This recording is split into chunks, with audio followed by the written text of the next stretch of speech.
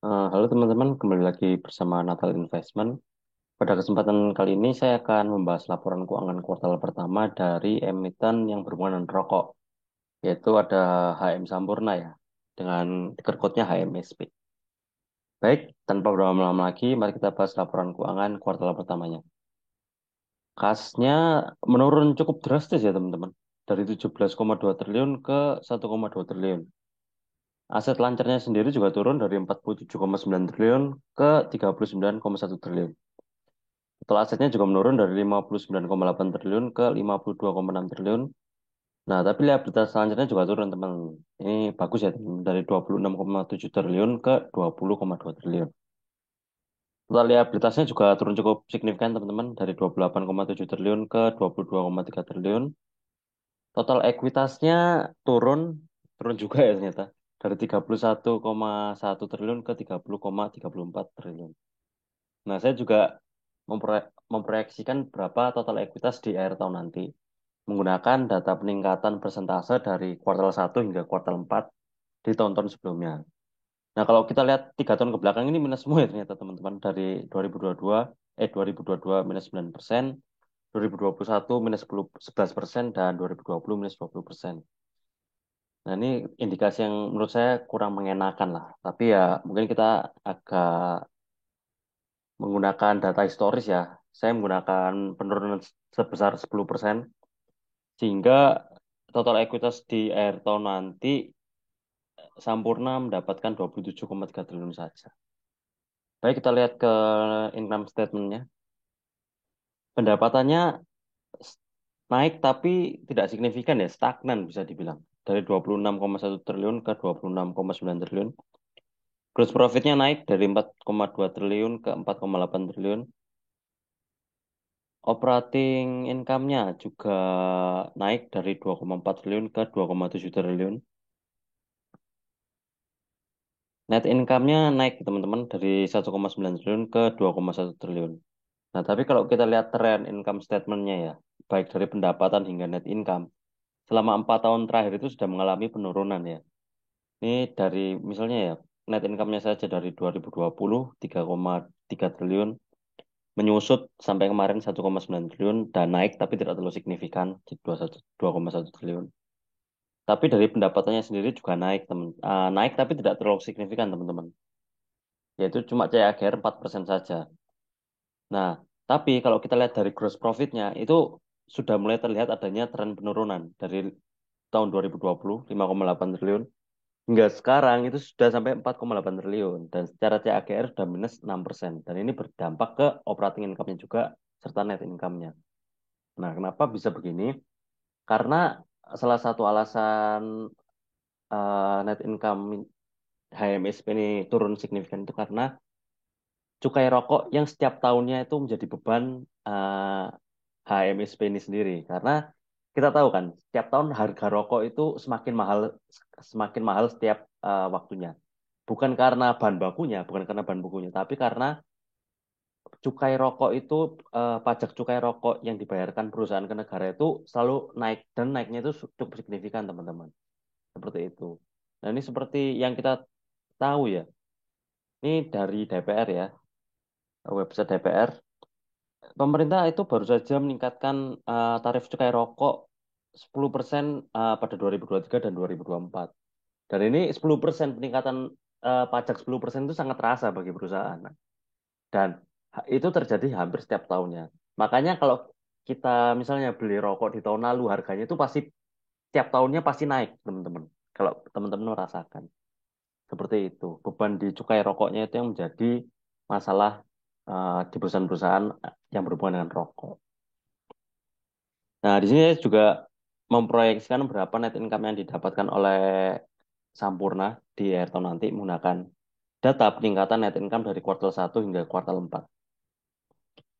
Kalau kita lihat dari 3 tahun belakangan di 150 sampai 230%-an ya. Saya cukup konservatif ya, menggunakan angka 150% saja, peningkatan dari kuartal 1 hingga kuartal 4, sehingga dihasilkan net income yang didapatkan yaitu 5,4 triliun. Dan jika disetahunkan, laba kuartal 1 ini jadi 8,6 triliun. Kalau kita lihat kan ini ya teman-teman, ini net income tahunannya itu menurun, menurun sampai sekarang sampai menurun terus teman-teman. Itu karena beban cukainya yang semakin besar. Oke, dari cash flow-nya kita lihat, pelanggannya 29 triliun ya, cash flow operation dari customernya. Ya tidak terlalu jauh lah dari revenue-nya. Bagus ya berarti menandakan bahwa cash operation yang masuk itu mayoritas dari mana penjualan ke pelanggan. Tapi kalau kita lihat total operasinya itu minus teman-teman, udah minus 2,8 triliun. Nah ini yang saya bilang itu beban cukainya itu tercermin di operasional cash flow-nya teman-teman. Dan selama 3 tahun terakhir kan minus terus kan ini. Oke, investingnya plus ya 800 miliar. Nah ini indikasi yang menurut saya kurang bagus ya. Ini menandakan bahwa Sampurna sendiri itu telah melakukan pelepasan kepada aset-asetnya, menjual ke pihak lain seperti itu. Bukan malah menambah aset untuk ekspansi bisnis dan memperbanyak produksi seperti itu. Untuk pendananya sendiri minus 38 miliar ya, tapi turun dari tahun sebelumnya minus 131 miliar. Nah, ini indikasi yang baik ya berarti eh, manajemen dari Sampurna sendiri lebih banyak untuk membayar utangnya daripada menambah utang.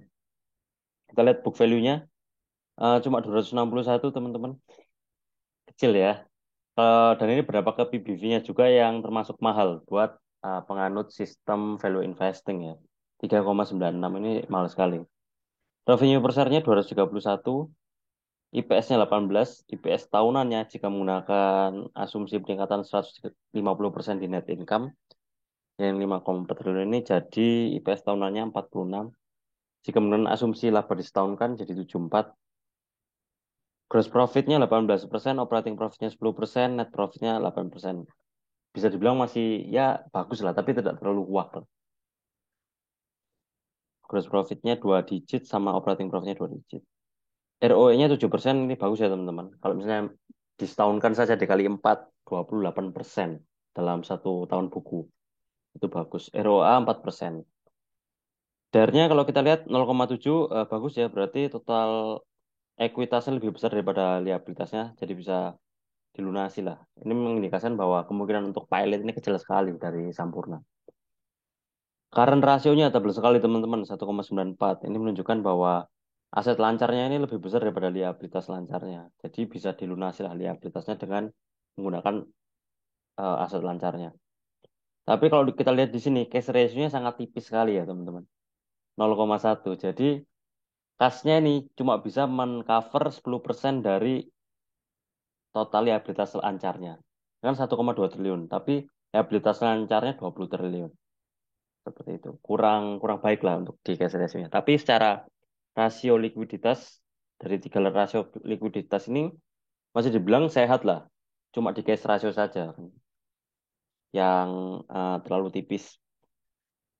PI-nya 55,6. Ini data per hari ini ya dan jam ini. PI rasio 55,6 terus PI rasio tahunannya menggunakan asumsi IPS ini 46 itu 52 22 maaf. Dan saya akan mencari data soal ini ya. Soal dividen. Sebentar teman. Tadi kelupaan soalnya. Dividen HMSP.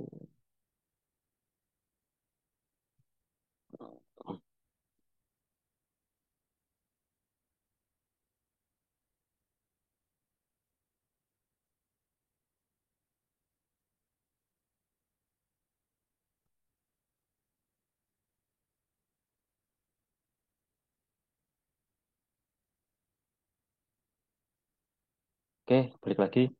Kalau kita lihat untuk tahun buku 2022 ini belum ada ya datanya teman-teman. Saya belum menemukan. Mungkin nanti kita bisa forecast juga lah. Nah, kalau kita lihat di 2 tahun eh 2 tahun berapa ya? 2020 dan 2021 ini bagi HMSP. Dan DPR-nya ini besar sekali ya. Hampir seluruh labanya itu dibagikan untuk dividen. 97% 2020 dan 2021 102%. Nah, ini indikasi yang kurang mengenakan juga ya. Berarti seluruh labanya itu tidak digunakan, tidak disisakan untuk melakukan ekspansi bisnis atau melakukan inovasi-inovasi, tetapi dibagikan untuk dividen. Itu merupakan indikasi yang menurut saya kurang lah. Harusnya manajemen itu bisa memainkan kreativitasnya untuk memanfaatkan laba sehingga dapat menunjang pendapatannya di periode-periode depan. Ini kalau misalnya ambil data yang sama lah 100% lah ya. Jadi PS-nya misalnya 54 per saham. Per, sa- per lembar sahamnya 54, ini 5,4%. Coba kalau tahun buku 2023 kalau kita lihat 74. Oh, bukan ini pakai yang analyze ya. Kalau misalnya pakai yang ini.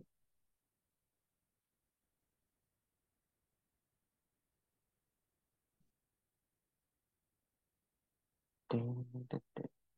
46 lah, 46 per sahamnya. Yieldnya 4,49%. Ya, lumayan lah. Kita asumsikan growth-nya teman-teman, ya kalau jujur ya untuk perusahaan rokok ini menurut saya katalis ke depannya itu sudah nggak ada, teman. Sudah kita lihat cukainya semakin mahal dan kesadaran untuk hidup sehat di masyarakat Indonesia sendiri ya, itu sudah mulai meningkat lah. Walaupun aslinya masih ada yang mengkonsumsi rokok ya. Kita asumsikan 5% saja lah ya pertumbuhannya. IPS-nya menggunakan yang ini 46 jadi 48. Asumsi inflasinya 6% ya teman-teman. Jadi total IPS seluruhnya 46 ditambah book value 261. Harga wajarnya di 307 dan sekarang di sekitar 1000-an teman-teman per hari ini ya teman-teman. Margin of safety-nya minus 200%. Ya, menurut saya buat teman-teman yang sudah ini bukan sarana untuk menjual atau membeli saham ya teman-teman. Tapi saran saya kalau misalnya teman-teman punya barang di HMSP ini jika mendapatkan kenaikan yang menurut teman-teman cukup diambil aja. Kalau misalnya sudah turun tapi belum terlalu jauh, ya mungkin saran saya di cut loss saja sih teman-teman. Karena menurut saya secara perusahaan ini bagus ya, top of mind juga lah di bidang rokok. Tapi secara bisnis di masa depan itu sudah nggak ada cerah lah, sudah nggak cerah ibaratnya. Katalisnya sudah nggak mendukung semua seperti itu. Dan dari kita lihat juga dari dividen ini ya koalisinya, polisinya ya. Apa namanya? Sorry sorry. Pembagian dividennya lah selama beberapa tahun terakhir ini kan DPR-nya 100% semua teman-teman. Ya mungkin sudah terus manajemen sudah nggak mau sudah mentok lah dalam melakukan inovasi. Menurut saya seperti itu sih. Mungkin kalau misalnya sekarang kan ada rokok listrik ya, IQOS itu ya. Aslinya bisa sih memainkan peran di situ, inovasi di situ. Tapi di semacam rokok listrik atau misalnya vapor itu ya sekarang yang sudah mulai hype lagi. Tapi menurut saya eh, ini kan sama-sama rokok, cukainya pasti akan dinaikkan juga seperti itu sama pemerintah. Ya menurut saya kurang menarik lah ya HMSP ini.